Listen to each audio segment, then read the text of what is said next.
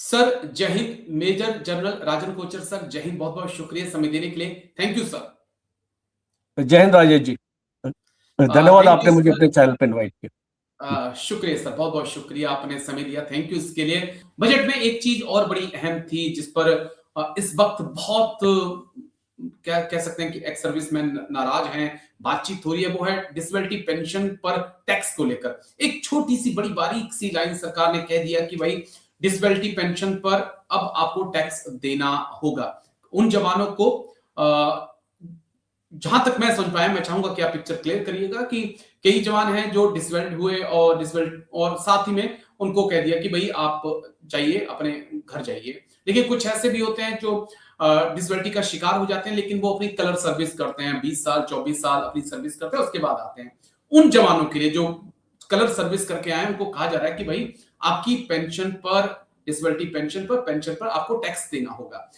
शायद मैं क्लियर हूं, अगर नहीं तो आप सब पिक्चर को क्लियर करिएगा और कैसे इस फैसले को आप देखते हैं। पहले आप अग्निवीर लाए, मोराल तोड़ दिया, अब आप डिसेबिलिटी पेंशन पर टैक्स मांग रहे हैं, वो भी उस जवान से जो इस देश के खातिर अपाहिज हुआ है, अपंग हुआ है। सब देखिए, पहले तो इस चीज के ऊपर बहुत गुस्सा है इसको वेटरन्स का, और खासतौर पे मैंने काफी इस पे आर्टिकल्स पढ़े हैं।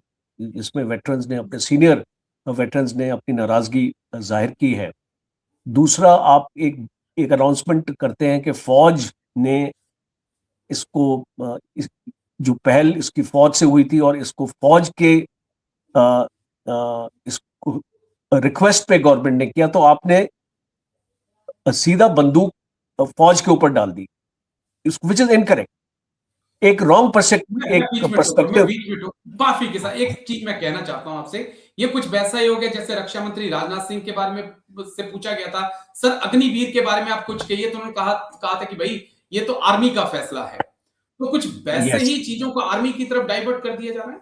हाँ हाँ, अब बिल्कुल। बिकॉज बिकॉज देखिए, क्रिटिसिज्म आएगा, यू ऑपोजिशन आपका खड़ा होगा, तो बेस्ट है कि उसको बोलो कि फौज को ने उसको मांगा है। तो फौज को क्रिटिसाइज करना एक ऑपोजिशन लीडर के लिए बड़ा मुश्किल हो जाता है, और उसकी ट्रोलिंग भी हो जाती है। उसने, राहुल गांधी ने एक दो स्टेटमेंट्स आर्मी के अगेंस्ट भी दिए हैं, जिसकी वजह से राहुल के ऊपर काफी उसको एडवर्स पब्लिसिटी मिली है, और इसीलिए वो आज बहुत केयरफुली अपनी स्टेटमेंट्स निकालता है। और वो खास तौर पे उसकी ओपनिंग स्टेटमेंट ये होती है कि इसको फौज हमारे हमको गर्व है हमारी फौज के ऊपर, जिस तरीके से फौज काम कर रही है, और हमको फौज के अगेंस्ट कोई बात नहीं करनी है। तो वो एक क्लैरिफिकेशन देते रहते हैं इसके बारे में ऐसे।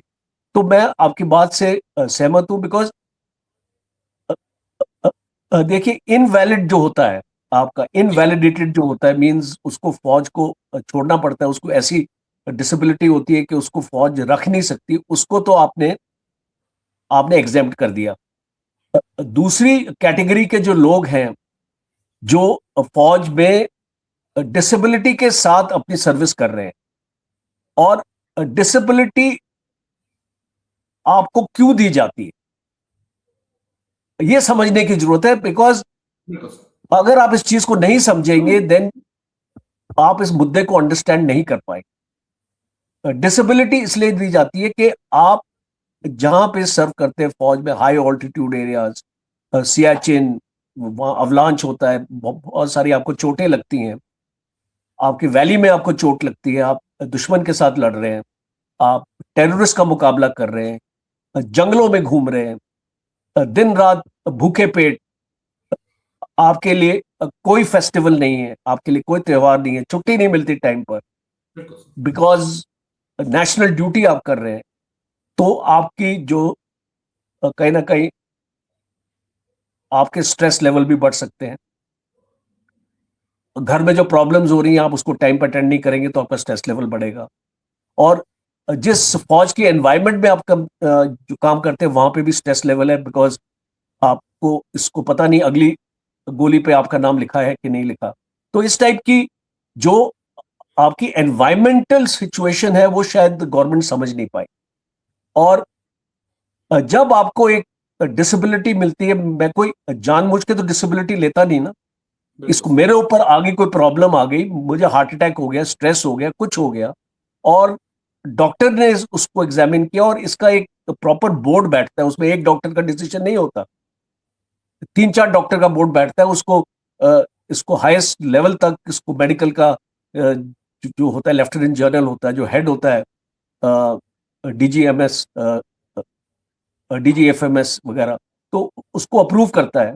तो जब उसने एक आपको सर्टिफिकेशन दे दिया कि ये disability is attributable to military service, तो आई थिंक गवर्नमेंट को कोई हक नहीं बनता है।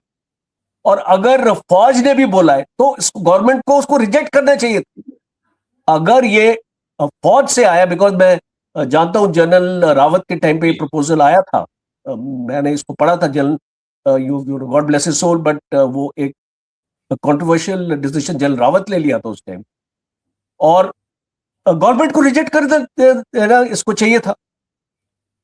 जब गवर्नमेंट ने फौज का अग्निवीर का प्रपोजल एक्सेप्ट नहीं किया, बिकॉज जिस तरीके से फौज अग्निवीर को इसको इंप्लीमेंट करना चाह रही थी, वो प्रपोजल गवर्नमेंट ने उसको एक्सेप्ट नहीं किया, और गवर्नमेंट ने अपना प्रपोजल फौज पे थोपा।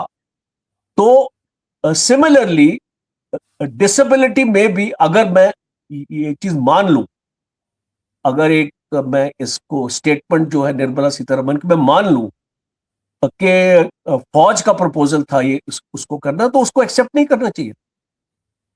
प्राइम मिनिस्टर मोदी को एक्सेप्ट नहीं करना चाहिए था। नहीं, हमारे जवान जो हैं वो जो है ऐसे एरियाज में हैं और ऐसी जगहों में हैं, हम उनको जो है अपने आप जो आपके मेंबर ऑफ पार्लियामेंट है और आपके आपके एमएलए 2-2, 3-3, 4-4 उसको पेंशन ले रहे हैं, उसको वो पेंशन आप क्यों दे रहे हैं उनको?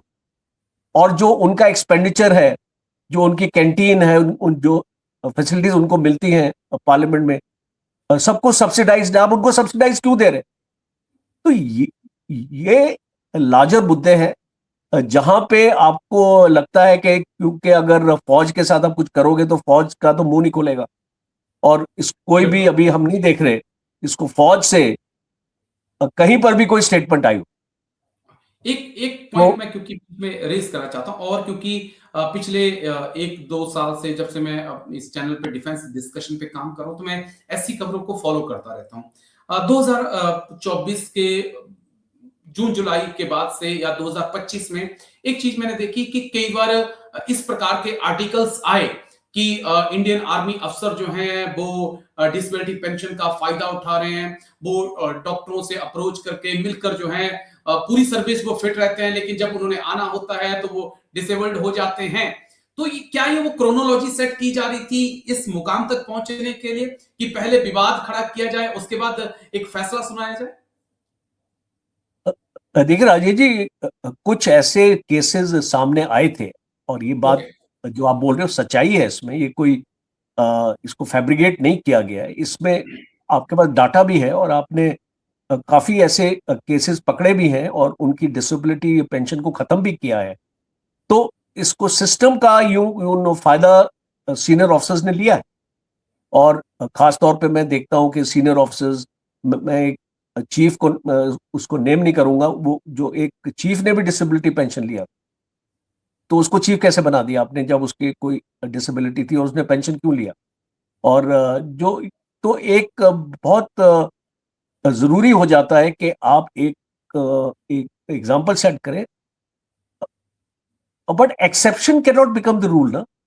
ओके। एक चीज हम इसको अंग्रेजी में बोलते हैं, इसको बहुत अच्छी इसको सेइंग है, that you exception can not become the rule. तो अगर आपके एक एक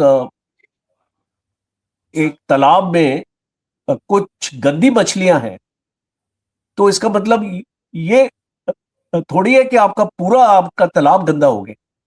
तो यू मस्ट रिमूव दोज, जो आपकी गंदी मछलियां, उसको निकालने से आपका तालाब आपका साफ हो जाता है। साफ हो तो जाएगा, बस एक। सिमिलरली मैं ये मानता हूं कि जी।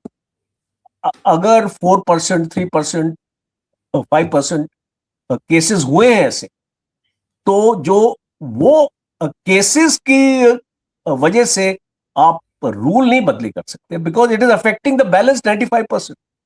जी तो आप exception cannot be made the rule, and इसलिए मैं स्ट्रांगली अपोज करता हूं, और मैं अपील करता हूं आपके चैनल के थ्रू गवर्नमेंट को कि इसको ये इस ऑर्डर को वापस लें।